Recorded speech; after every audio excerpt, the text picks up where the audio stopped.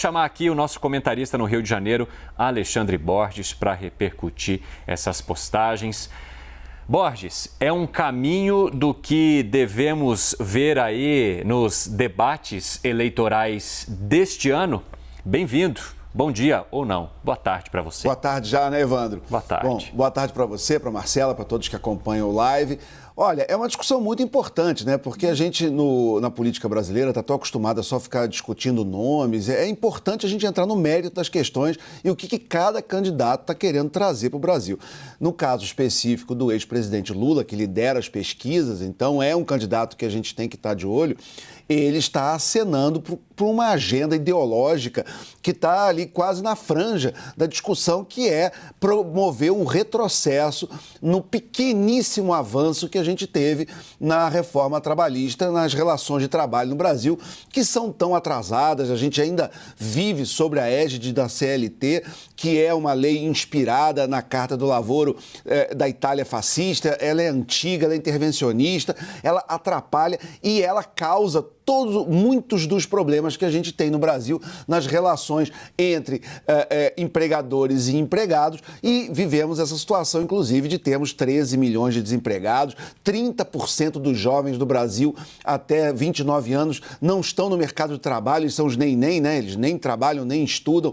Então o Brasil tem problemas muito sérios com emprego e os poucos avanços que nós tivemos, eles estão querendo retroceder. A Gleisi Hoffmann, inclusive, ainda chegou a falar mal de privatização, quer dizer, uma questão que lá dos anos 90, não só a gente está promovendo aí uma discussão de um retrocesso para 2017, mas até um retrocesso aos anos 90, que é tudo que a gente não precisa.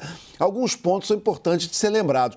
Por exemplo, é que a gente está no meio de uma pandemia e foi exatamente a flexibilização das leis do trabalho que ajudaram muito a gente a passar por esse período. Então, a lei, o mundo está mudando muito. Você tem, por exemplo, essas relações daqueles aplicativos de entrega, de carona, enfim, são revoluções muito importantes que estão acontecendo, estão modernizando as relações de trabalho, estão abrindo o mercado de trabalho para inserir pessoas que estavam desempregadas. Então, num momento tão crucial e crítico como a gente está vivendo na nossa economia, com o país em recessão, precisando gerar possibilidades de emprego, de colocação e de renda para uma massa de milhões de brasileiros, tudo que a gente não precisa é retroceder no pouco que a gente avançou nessa área. Então, é para ser visto com muita preocupação esse posicionamento do ex-presidente Lula e do PT como um todo, e isso tem que pesar nas escolhas do eleitor esse ano. Ele não pode ficar apenas nesse jogo de troca um nome por outro, ele tem que entender o que cada candidato representa, o que ele está querendo trazer para o Brasil, não só o candidato a presidente, mas também os candidatos ao legislativo, a deputado e a senador, que vão ter que lidar com essas questões, que são questões que mexem, inclusive, com a própria Constituição. Então, que bom que o ex-presidente Lula, ao menos, está abrindo o jogo e falando. Ele já tinha falado em relação às relações da imprensa, o que ele tinha pensado, o que foi chamado de censura. Agora, ele já elogiou Nicarágua, elogiou Venezuela recentemente. Agora, ele fala de retroceder na modernização das relações de trabalho.